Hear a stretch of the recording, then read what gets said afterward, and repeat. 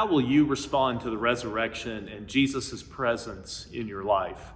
John closes out his gospel with a consideration of how the resurrection will affect us and the purpose of the resurrection to help us believe and to follow in Jesus Christ.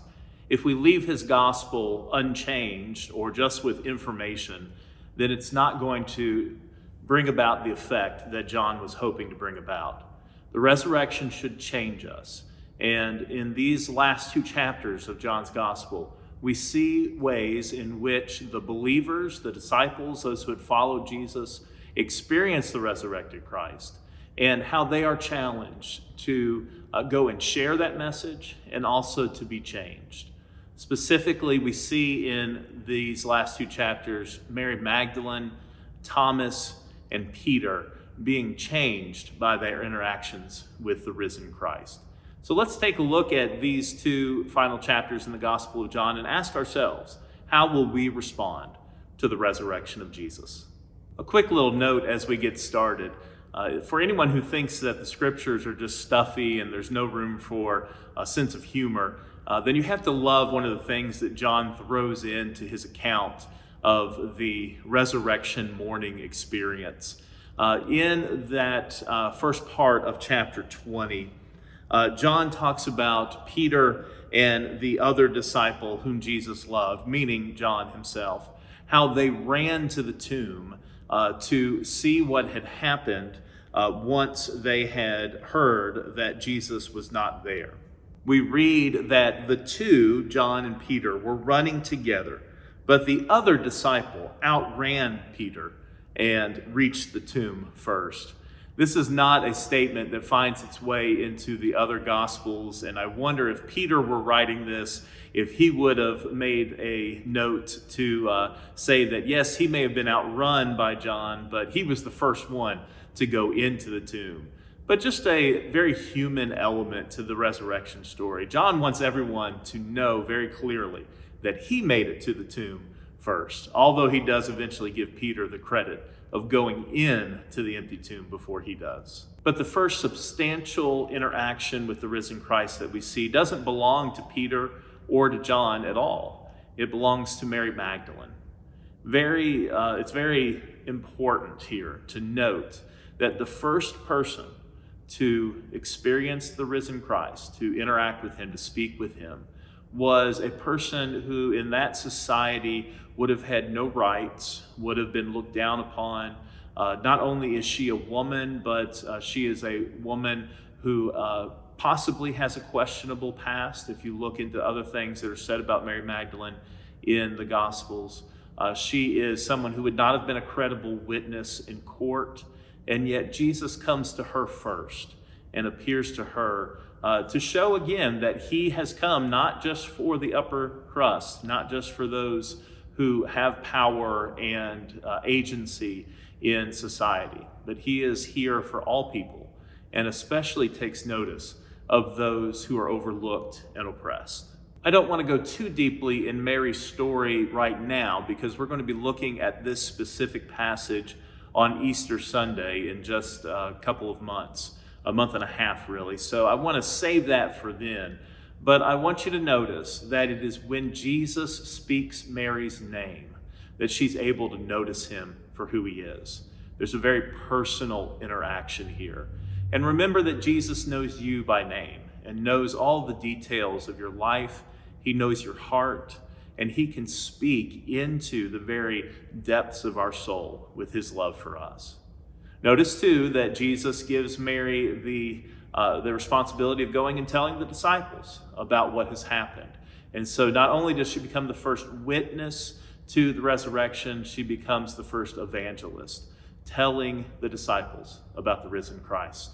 There's a very familiar story here in John chapter 20, in which Jesus appears to the disciples, but Thomas is not with them when he appears to them. And so he gets this nickname of Doubting Thomas. He doubts that this has happened, or he says that I won't believe it until I see Jesus for myself and I place my hands in his scars.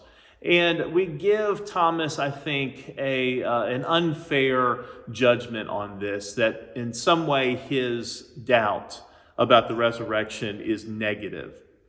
But honestly, I think John includes this because he is speaking to the importance of personal experience in the life of faith. That we might hear about the risen Christ, but it's not until we really experience the risen Christ in his presence that it makes a difference in our lives. Resurrection has to become real to us. And so Thomas really stands in as a type for all of us. He is all of us who have missed seeing the resurrection in the first century in Jerusalem. And we are now living all these years later, and we won't have an opportunity to experience the resurrection in the way that the disciples did. But the resurrected Christ is still alive, still active, still working. And so even though we've heard their stories, the resurrected Christ comes into our story, and we become a part of his story.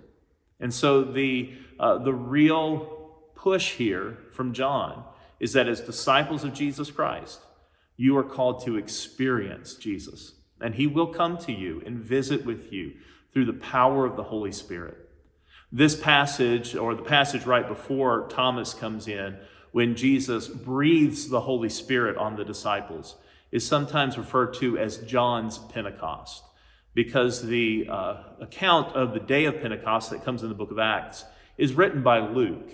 And so this is John's way of writing about that same encounter where the resurrected Christ brings the Holy Spirit to the disciples. It happens in a different setting, it happens in a different timetable, but for John it has the same effect as Luke's Pentecost in the book of Acts. That Jesus is with us, we can experience him because he has breathed the Holy Spirit onto us. There's one more section in these last two chapters that I want to spend a little bit of extra time with, and that's what happens in chapter 21. Peter has already experienced the risen Christ. He's heard the news. He's seen him now, it appears twice. The first time that Jesus appeared to the disciples, and then the second time when Thomas was there. And yet Peter is still discouraged. Jesus is not there with him consistently like he has been over the previous 3 years. And so very interestingly, Peter, who was called out of fishing to be an apostle, goes back to those things that are familiar to him, to going fishing with his friends. And I think that speaks to us a lot of times when we find spiritual discouragement. We might go back to those old practices or those things that we did before we really gave our life to Jesus. We kind of fall into destructive patterns, or maybe just patterns that aren't the best for us spiritually. And this is an encouragement for us to remember that even when we feel down spiritually, that we don't have to go back to those old ways and practices, that we are still being called to the side of Jesus. And that's what happens to Peter here. He sees Jesus on the shore. He jumps into the water, swims to the shore while the other disciples take the boat over. He's ready to see Jesus, ready to have this personal encounter with him. But once they do have this conversation that develops in chapter 21, it's not an easy conversation. Jesus asks Peter a very pointed question. He says, "Simon, son of John, do you love me more than these?" Now, what is he asking Peter? My feeling is that he's not asking Peter, "Do you love me more than these other people love me?" I think he's saying, "Do you love me more than these things that you've gone back to? Do you love me and my ways and my call on your life to be an apostle more than you love your comfortable life of fishing? Do you love me so much that you'll give up this old life that I've asked you to leave to lead the new life of apostleship and leadership in the church that is developing after the resurrection?" And there is a little nuance to this passage that we miss in the English translation. The New Testament was written in Greek, and in the Greek there are multiple words for the word that we think of as love. And there are two words for love that are being used here that unfortunately are both translated as love in the English. And when Jesus asks Peter, do you love me? He asks him specifically in the Greek, do you agape me? Agape is that divine love. It's the love of choice. It's the love of covenant commitment. It's the love in which we do and act on the other's well-being, even when we don't feel like loving them. It is a very deep love that cannot be broken. And Jesus is asking Peter to have that kind of love for him, the love where you choose me, Peter, no matter what your circumstances are. And what's interesting is Peter responds, Lord, you know I love you. But he does not respond, Lord, you know that I agape you. He uses the other Greek word, philos. Philos is a very important kind of love. It's not a bad love. There is no bad love. But philos is a lower order of love. Philos is the love between friends. It's a love of affection. It's a love of affinity. I like you. You make me feel good about myself. And we get a sort of exchange of good feelings in our relationship. And it's not a committed love necessarily. It's a love that can wane. It's a love that you can fall out of if that person and you no longer connect or get along. And so Peter's saying, I do really like you, Jesus. And this happens twice in this passage. Jesus is saying, Peter, do you love me with a divine covenant love? And Peter says, Lord, you know that I really, really like you. And so Jesus asks Peter a third time, Peter, do you love me? And we read that Peter is hurt because Jesus asks him the third time, do you love me? And there's an obvious correlation here between the fact that Peter denied Jesus 3 times and Jesus is asking Peter for his love 3 times. But again, there's something going on here with the language.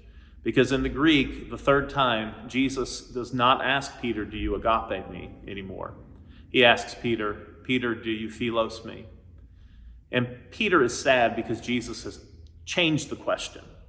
And he has seen into Peter's heart.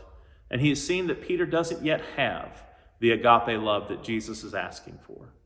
And that Jesus is wanting to affirm that he at least has that philos love, that deep, intense like for Jesus.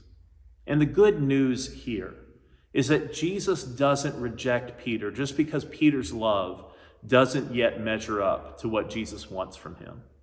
So Peter answers him, Lord, you know all things. You know that I do philos you. And Jesus gives him the same response he's given the previous 2 times. Some form of feed my sheep. Feed my sheep, tend my lambs. In other words, pastor my people. Lead my people. And here's where that is important, is the fact that Jesus doesn't expect Peter to be perfect before he goes into his position of leadership within the movement of the church.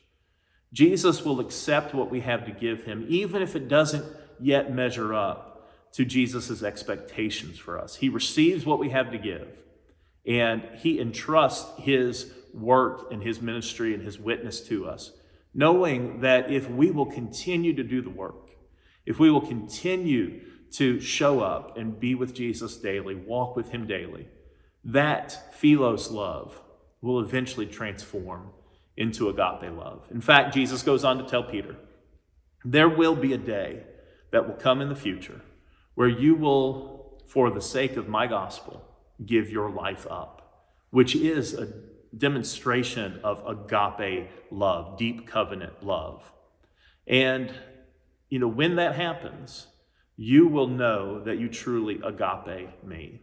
It may not happen yet, but it will develop in your life. And indeed, Peter gives his life for Jesus. We read in the traditional history of the church that Peter is crucified upside down for his witness to Christ. And I think for us, what we can take from that is, it's okay if right now we're not at the place where God has called us to be spiritually, as long as we are trusting Jesus to take what we do have and what we can offer and to honor that with his faithful good love and transform us over time into what God expects or has designed us to be. The more we love Jesus, the more we put into our relationship with Jesus, the closer we will grow into a reflection of his agape love. And so John says the purpose of his gospel is that you may come to believe that Jesus is the Messiah, the Son of God, and through believing, you may have life in his name. Offer Jesus what you have to offer. He will take it, accept it, and he will meet you at a place that will help you grow into the fullness of God's love so that you will have life in him.